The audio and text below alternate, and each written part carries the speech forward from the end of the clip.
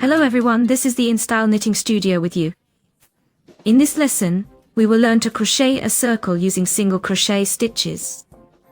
We will look at two methods. The first method is the one with corners. To start, we need to create a chain of 3 chain stitches. We have already learned how to form the first stitch and make the chain. You can find the links below the video. We have crocheted 3 chain stitches. Now we will close them into a ring. That is, we insert the hook into the first stitch of the chain, grab the working yarn, and pull it through 2 stitches. In other words, we make a slip knot. Now we move on to the second round.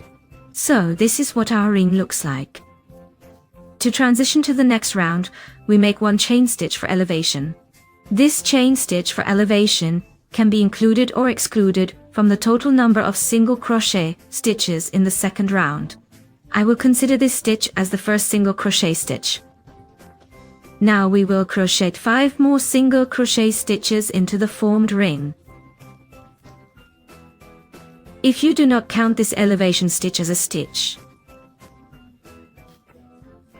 then we crochet 6 single crochet stitches into the ring along with this yarn. We hide the end of the yarn, and we have crocheted 6 single crochet stitches. That is, 1 chain stitch for elevation, and 5 single crochet stitches. Next we will crochet a slip stitch. We will join our round. This is what the ring looks like. But I do not really like this method. Why? Because if I initially create a chain of not 3 chain stitches, but for example 4 or 5, then when I continue to crochet, I end up with a hole in the center like this.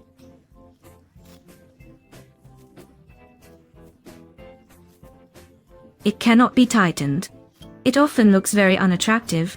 Therefore, instead of this method, instead of this initial chain of chain stitches, I crochet a sliding loop. That is, I form a magic ring. We also learned in the previous lesson how to make a ring, so let me now unravel this and form a crocheted ring to tighten my center well.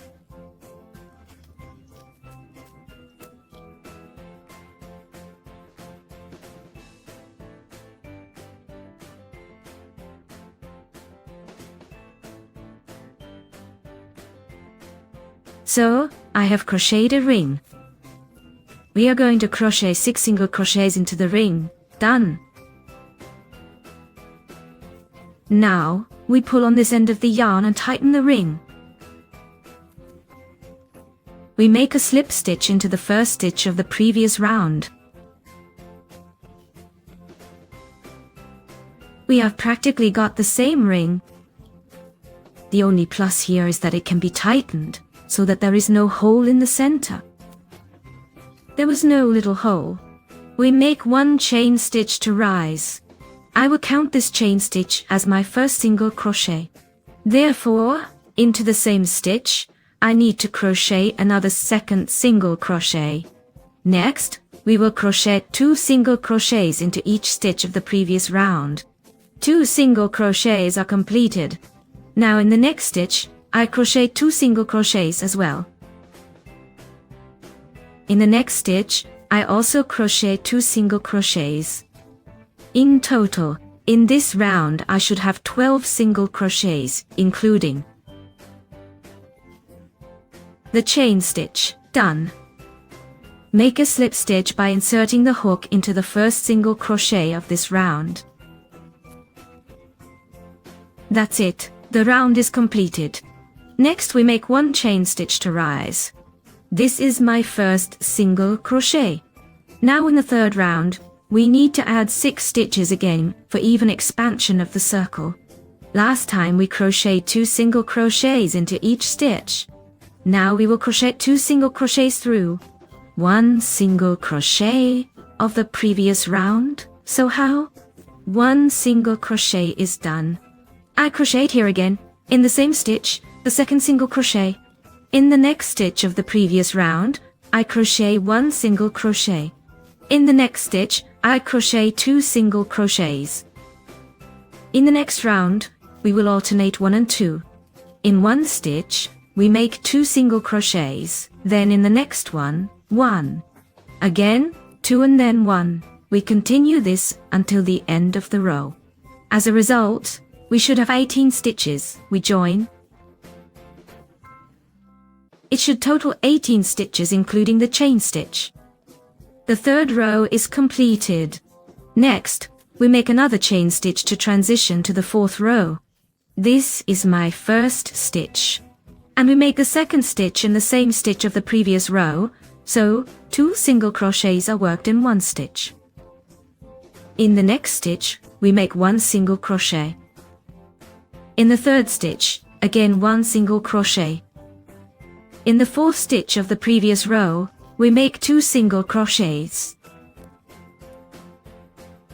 Now in the next stitch and the one after that, 1, then again 2. We continue like this until the end of the row, and at the end we make a join.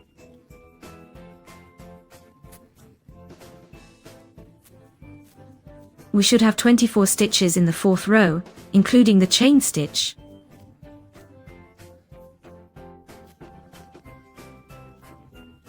That is in the fourth.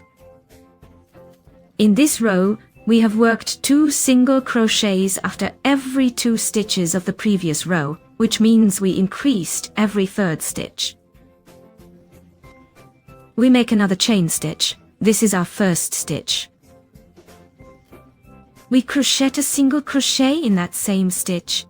This means I have worked 2 single crochets in one stitch, then we crochet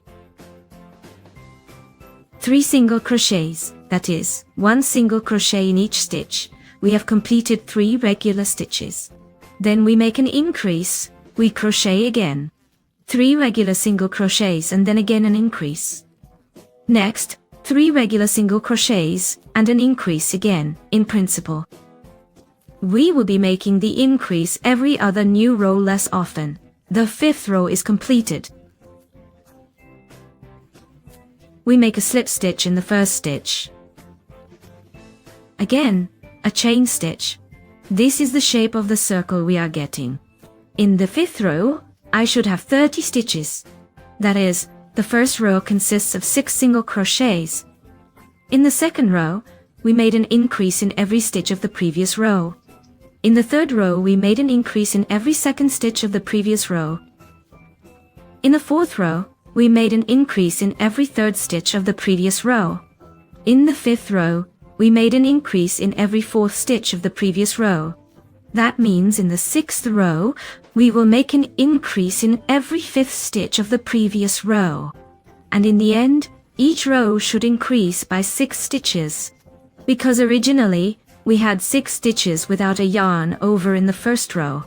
So it is important to understand that in each subsequent row, the number of stitches between increases is 1 unit more. We count the chain stitches as stitches. I want to note here that you can start a new row, not with an increase, as we did. That means we start with a chain stitch, and then with the first stitch without a yarn over. After that, increases can be made in the first stitch of the previous row. In other words, you can switch our alternation to whatever is more convenient for you. Well, I knitted a sample of 7 rows. I ended up with 42 stitches. We can notice that the circle in this method of knitting is not quite smooth. Here we have some corners. This is because we constantly made increases directly above one another. Now let's try to knit a circle without such corners. For this, it's enough to just alternate each row. Starting with either an increase or a regular stitch, let's try the second method, without corners. Just like in the first method, we will knit in rounds and crochet 6 stitches without a yarn over into the ring. We rise to the second row. My chain stitch will also be included in the number of stitches. In the second row, we make an increase in every stitch of the previous row. We should end up with 12 stitches. A slip stitch, the second row is linked. We will start the third row with an increase. Next, 1 stitch, then again, an increase. 1 column, and increase. There should be 18 columns, the third row is connected. We started it with an increase. Accordingly, in the fourth row, we will initially knit 2 standard columns. And then an increase. 2 columns and again an increase. There should be 24 columns in total. The fourth row is connected. We will start the fifth row with an increase, since the fourth row started with standard columns. A chain stitch for rising. Here, a column without a yarn over. That is, we made an increase. Then 3 standard columns. After that, an increase. Again, 3 columns, and an increase. In the fifth row, there should be 30 columns. We started the fifth row with an increase. Accordingly, we start the sixth row with standard columns without a yarn over, 1 column. This is my rising stitch. Then 3 columns without a yarn over. An increase and so on. Well, we have knitted the circle in the second way. I ended up with 42 columns in total. You can see that this circle is more even than the first case. There are no corners visible here. Here, we choose how to knit. Here an example. That is, I knitted 7 rows here and there. Here corners are visible. Here it is more round. This is the first way. This is the second. You can create your own way, but the most important thing, to ensure that in each row the number of stitches increases by 6, since initially we crocheted 6 stitches in the first row. If we had crocheted 7, for instance, then in each row we would need to add 7 stitches. If you have, say, very thin yarn, a small hook, and you crochet very tightly, then you can easily use the first method with these corners. They will hardly be visible. So let's experiment, we choose. Come up with ideas and crochet. Thank you for watching. I believe this lesson was helpful for you. If so, please like it, subscribe. Stay with us on the channel. We'll see you in other lessons. Goodbye.